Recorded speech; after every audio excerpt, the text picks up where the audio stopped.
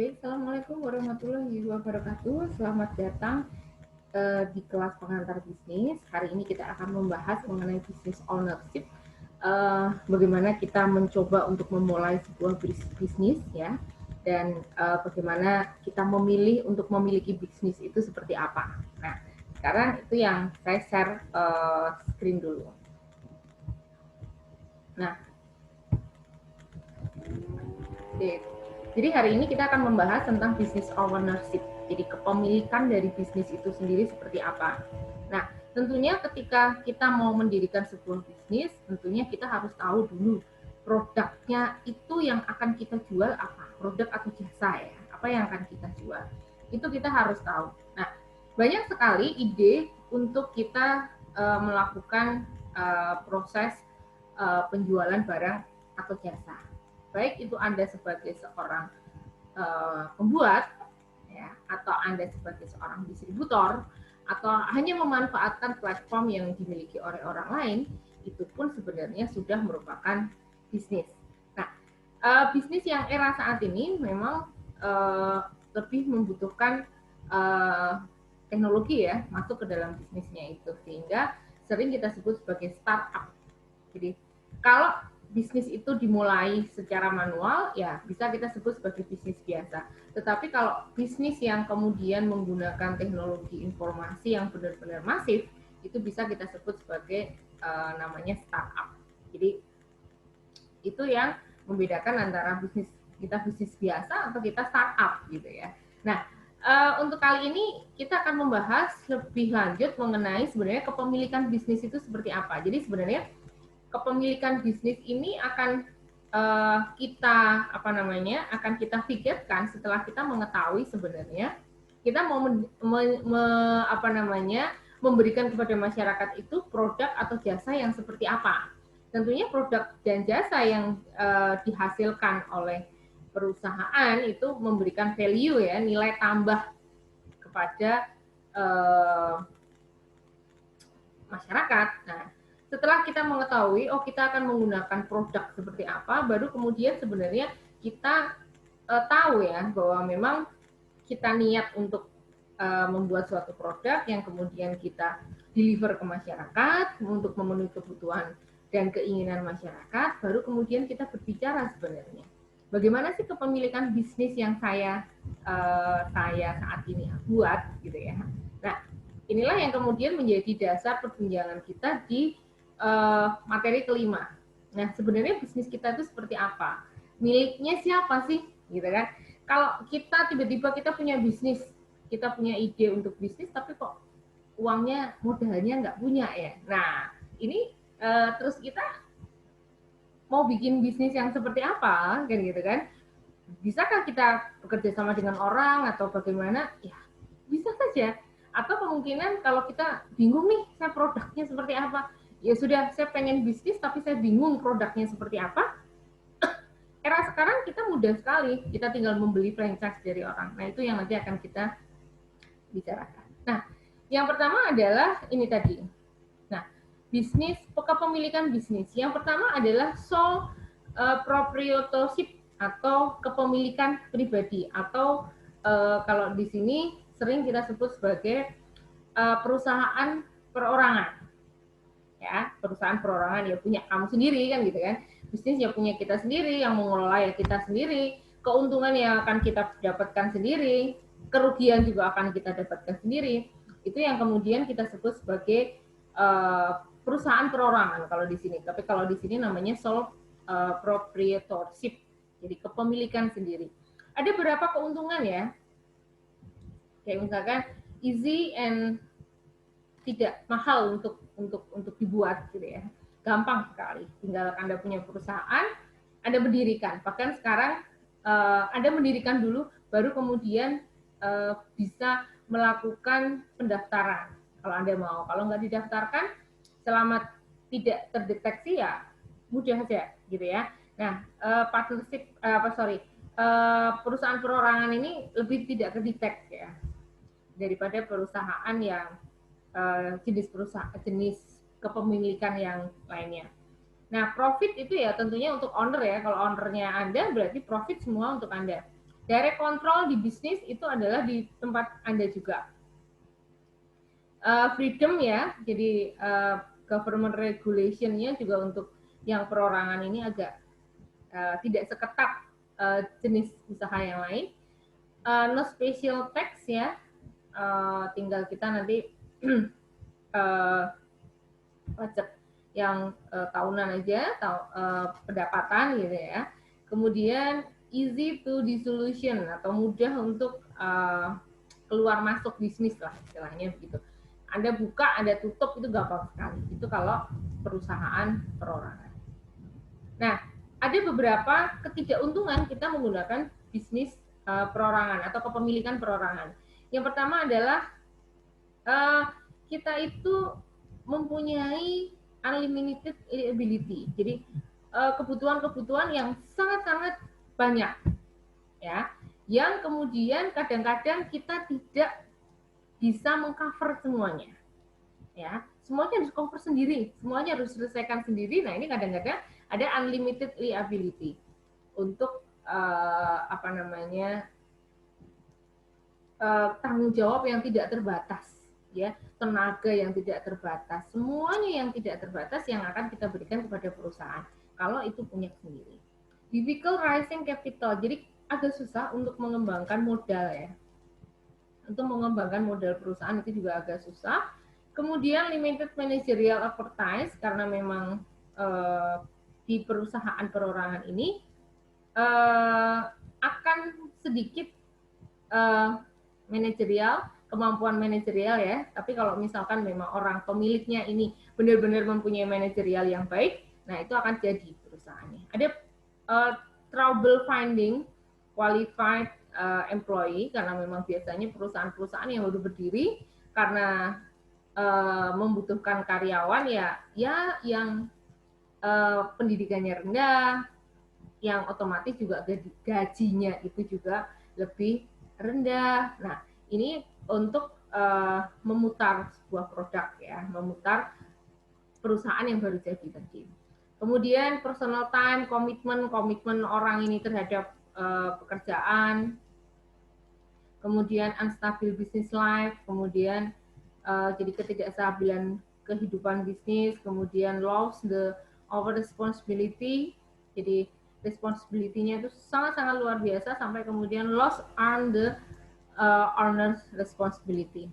Jadi ada perbedaan responsibility, tanggung jawab yang luar biasa daripada pemilik perorangan. Nah, kalau Anda tidak mau mendapatkan disadvantage tadi ya, jadi beberapa kekurangan daripada perorangan, Anda bisa masuk ke partnership. Partnership itu adalah asosiasi atau hubungan antara dua orang atau lebih kerjasama ya, yang sepakat untuk membuat bisnis bersama, yang kemudian itu nanti untuk membuat menjadi profit. Nah, tipikal dari partnership ini ada dua, ada general, artinya semua bekerja, semua mendapatkan keuntungan. Ada yang limited partnership atau ada yang partner yang aktif dan partner yang tidak. Nah, ini limited partnership. Ini juga perlu kita lihat. Kemudian ada keuntungan nih, ada easy information, ada available of capital, ada diversity of skill, fleksibilitas, no special tax, kemudian relative freedom from the government control ya. Jadi sebenarnya keuntungannya adalah lebih mudah, sama sebenarnya mudahnya, tetapi ini modal itu bisa dibagi menjadi beberapa orang. Jadi kalau Anda tidak punya modal banyak, nah Anda bisa pilih partnership karena memang modal ini dipikul oleh beberapa orang ya, dipikul atau ini oleh beberapa orang. Kemudian ada disadvantage ya, jadi unlimited liability masih ya. Jadi intinya gini, kalau rugi, kalau tadi perusahaan perorangan otomatis akan ditanggung oleh pemiliknya. Begitu juga ini, CV ini partnership ini sering kita sebut kalau di Indonesia CV ya, persatuan komanditer gitu ya. Nah ini kalau rugi itu biasanya akan dibagi oleh beberapa orang yang mempunyai kerjasama di situ, ya. Tapi tetap biasanya dana pribadi itu bisa keluar kalau itu dalam bentuk CV, ya. Biasanya akan terdapat kompleksitas dari profit sharing. Mana yang sekutu aktif, sekutu pasif, mana yang mendapatkan sharing lebih banyak dan lain sebagainya. Itu menjadi kelemahan daripada partnership. Nah, ini ada juga corporate ya. Jadi ini legal secara hukum, di mana bisnis ini disahkan secara hukum. Jadi kalau di Indonesia itu disahkan oleh Kementerian Hukum dan HAM, ya. Jadi punya nomor yang terdaftar, ya. Jadi biasanya di situ ini sudah ada nama company-nya, artikel incorporation-nya seperti apa, kemudian fee tax-nya seperti apa, holding on organization meeting-nya seperti apa, adopted by law, elected director, passing the first. Ya, semuanya harus komplit ya, karena memang ini akan disahkan secara hukum ya, disahkan secara hukum, dan ini memang menjadi salah satu ini apa namanya persyaratan yang harus dipenuhi kalau misalkan akan menjadi corporate, atau kalau di Indonesia PT ya, perseroan terbatas. Nah, ini terdiri dari beberapa orang owner ya, jadi terdiri dari beberapa orang owner yang mereka mencoba untuk melegalkan bisnisnya itu sehingga legal siapa nanti yang memenuhi syarat, memenuhi persyaratan untuk bersama. Jadi di sini ada beberapa stakeholder ya. Jadi ini strukturnya begitu. Ada beberapa stakeholder yang kemudian akan dipilih menjadi direktur. Ya, akan dipilih menjadi direktur, dan dari beberapa direktur ini ada presiden, vice president, treasurer, sekretari. Ya, ini adalah yang kemudian kita sebut sebagai top management.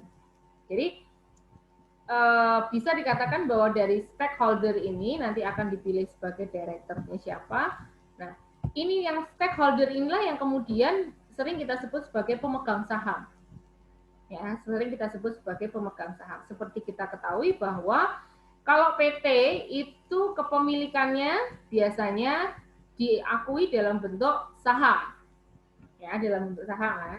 Dalam bentuk saham, sehingga di sini kita menjadi pemilik saham, mempunyai perusahaan, dan kalau perusahaan ini sudah go public berarti saham ini bisa diperjualbelikan. Jadi stakeholder-nya ini mungkin bisa berubah-berubah. Kalau komposisinya begini, besok kalau sudah go public mungkin posisinya tidak seperti ini. Nah, ini yang kemudian kita sebut sebagai corporate. Ada keuntungannya nggak? Ada.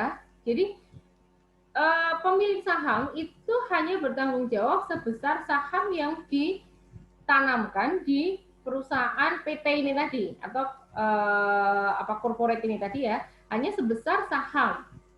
Ya. Kemudian transferring ownership-nya juga lebih mudah ya kalau kita sudah masuk ke pasar modal. Unlimited life, jadi karena modalnya banyak, itu biasanya jangka hidupnya panjang. Kemudian ada tax, tapi ada tax ya, education, jadi tax ini mungkin ada pengurangan-pengurangan dari pemerintah dan lain sebagainya. Kemudian ability to attract financial, jadi finansialnya bisa lebih maju, berkembang gitu ya. Nah kemudian tapi ada disadvantage-nya juga ya, ada double tax profit ya, jadi tax PT dan tax individu, nah itu jadi double tax. Kemudian cost dan complexity of information. Ya, kalau misalkan saya pengen jadi director, saya kepengen jadi ini ya, itu konflik itu karena banyaknya orang, konflik itu lebih lebih banyak ya, lebih banyak konflik ya. Kemudian pembatasan dari government, pemerintah itu juga banyak. Nah, selain daripada itu tadi, ada perorangan, ada partnership, ya, ada corporation, ada beberapa lagi yang bentuk dari bisnis ya. ada corporation. Corporation ini adalah beberapa orang yang berkelompok gitu ya untuk mengembangkan sebuah bisnis, ya, mengembangkan sebuah bisnis secara legal gitu ya. Biasanya gini, misalkan gini, kita merekrut banyak orang sebagai membership, ya, kemudian sebagai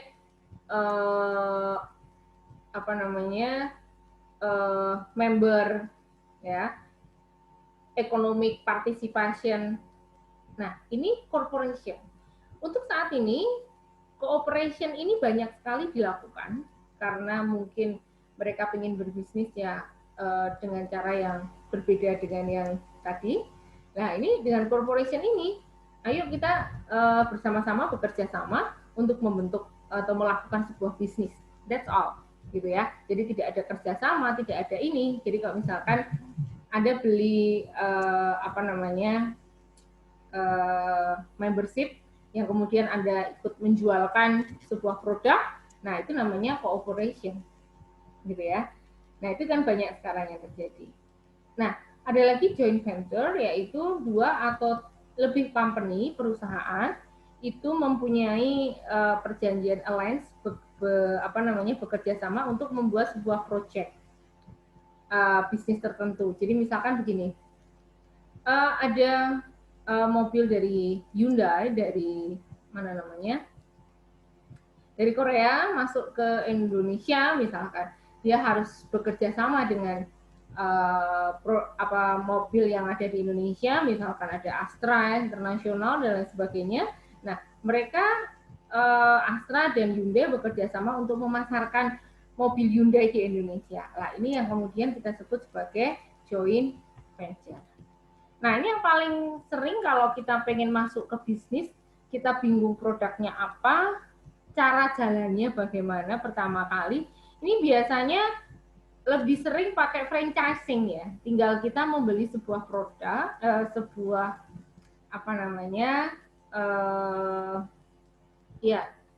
nama, merek, beserta dengan produk-produknya gitu ya. Biasanya kita juga sudah dapat training-training dan lain sebagainya. Nah, ini menjadi keuntungan untuk beberapa orang yang saya pengen berbisnis tapi saya bingung bisnisnya seperti apa, jalannya seperti apa. Nah, ini kalau franchising ini memulai bisnis dengan cara yang lebih mudah karena produknya sudah ada, Anda tinggal hanya menjualkan saja gitu ya. Kadang juga mengolah tapi tinggal menjualkan saja, mereknya juga sudah ada, sudah terkenal. Nah, ini yang kemudian kita sebut dengan franchising.